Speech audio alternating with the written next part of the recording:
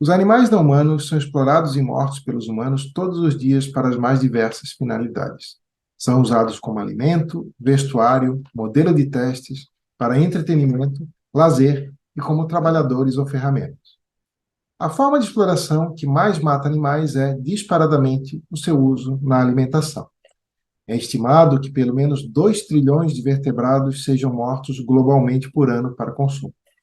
Isso já significa que, em média, em um único dia, são mortos algo em torno de 5,5 bilhões de animais.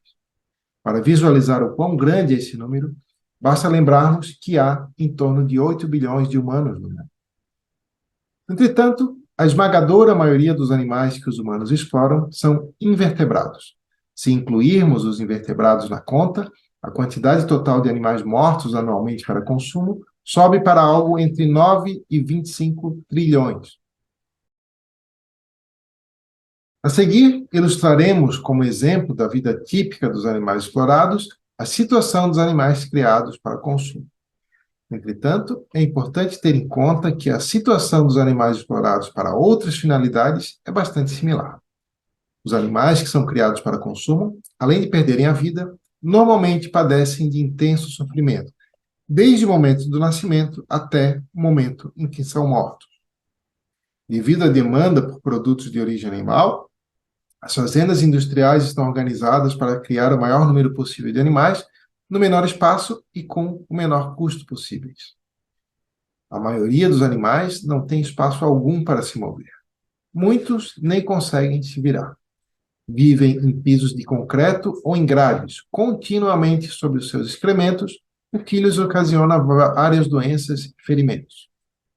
As galinhas poedeiras, por exemplo, vivem amontoadas em gaiolas superlotadas, em um espaço do tamanho de uma folha de papel. Permanecem em pé a vida inteira sobre os arames das gaiolas. Em alguns casos, seus pés ficam presos na malha metálica, e quando são retiradas para serem encaminhadas ao matadouro, suas pernas se quebram e uma parte delas é arrancada. Por sua vez, os frangos criados para a produção de carne foram geneticamente selecionados para crescerem muito rapidamente. Suas pernas não suportam seu peso, o que lhes ocasiona lesões e dor. Vários deles nem conseguem ficar em pé.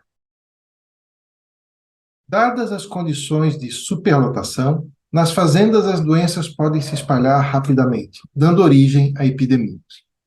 Quando isso acontece, é comum a matança em massa de animais, incluindo dos saudáveis, mesmo quando é possível tratá-los, pois é mais barato matá-los que fazer nascer outros para substituí-los. Isso geralmente é feito enterrando os animais vivos e cobrindo-os com cal virgem. Muitas das porcas exploradas para fins de reprodução ficam 4 meses confinadas em minúsculas caixas de metal com piso de ripas. Elas não podem nem mesmo se virar e só podem se deitar ou se levantar com grande dificuldade. Seus músculos e articulações são gravemente lesionados e elas literalmente enlouquecem por nunca poderem se mover. Os leitões são desmamados a partir de 3 semanas de idade. Nesse momento, elas são novamente engravidadas e o ciclo recomeça até que tenham cerca de 3 anos, quando são então mortas.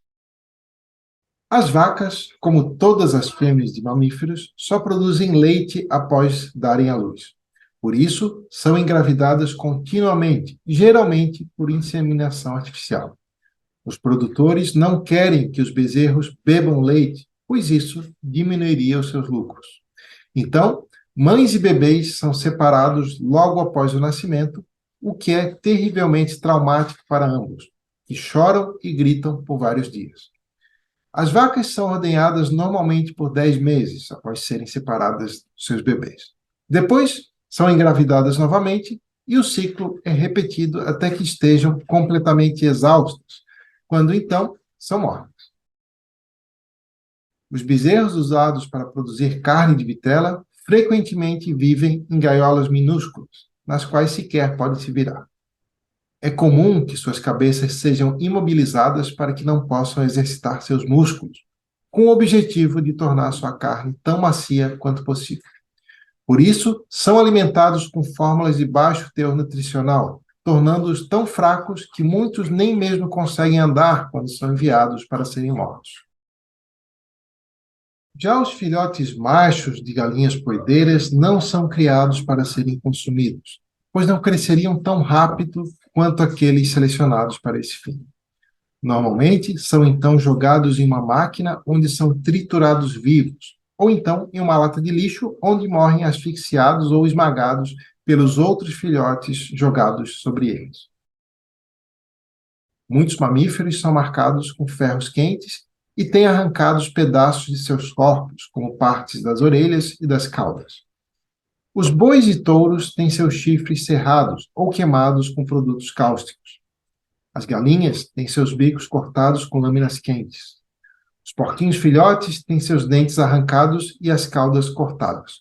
Tudo isso é feito sem analgésicos ou anestesia, pois elevaria os custos sem aumento na produtividade.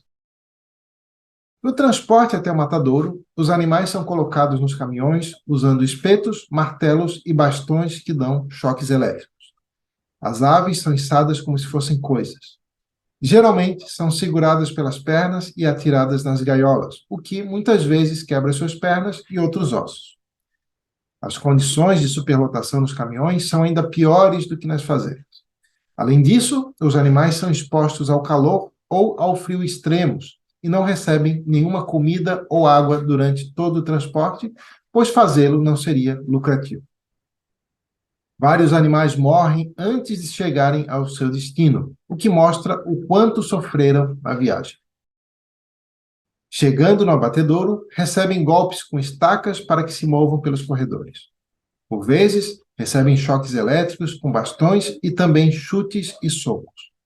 Quando não conseguem andar, são arrastados com ganchos cravados em diferentes partes de seus corpos, que por vezes rasgam essas partes.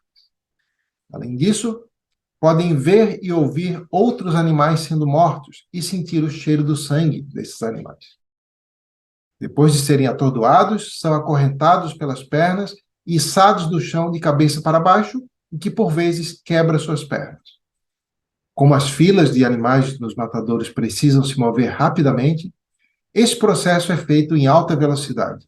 E então, é comum que os animais não fiquem realmente atordoados e estejam plenamente conscientes ao serem esfaqueados. Além disso, muitas vezes o esfaqueamento não os mata, e então são esquartejados, fatiados, têm a pele arrancada ou são fervidos enquanto ainda estão totalmente conscientes. Esse destino aguarda todos os animais usados na alimentação, independentemente de terem sido criados em fazendas industriais ou em fazendas de criação livre.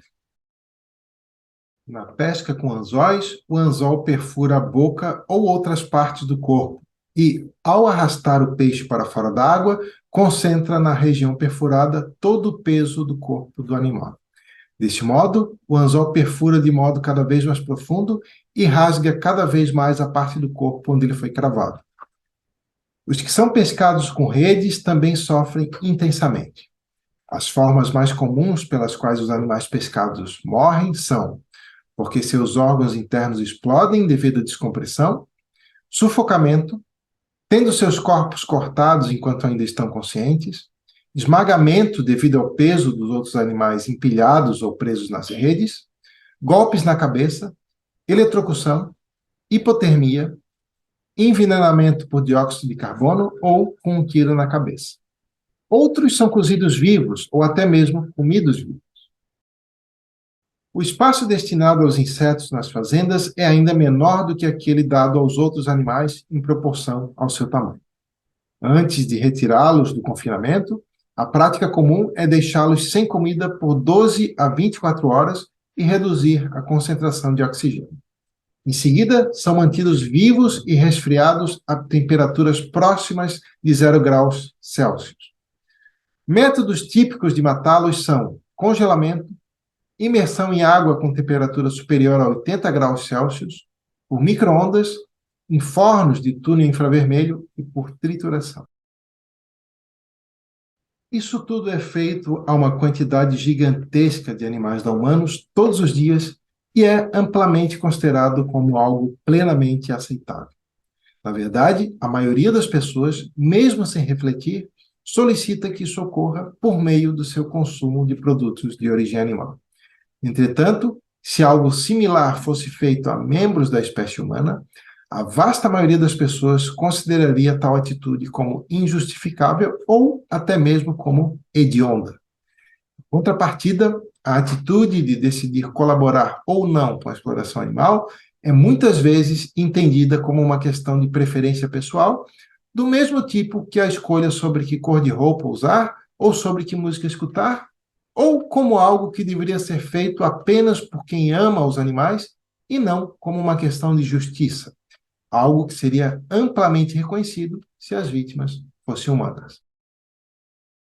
Se as pessoas possuem atitudes tão díspares, dependendo da espécie a qual pertencem as vítimas, então precisam explicar por que seria correto fazer tal coisa com animais não humanos e, ao mesmo tempo, seria errado fazer o mesmo com humanos. Nos próximos vídeos, discutiremos as principais tentativas de defender essa disparidade, bem como os problemas com essas tentativas e as críticas que têm sido feitas a esse padrão duplo de moralidade centrado na espécie dos afetados por nossas decisões.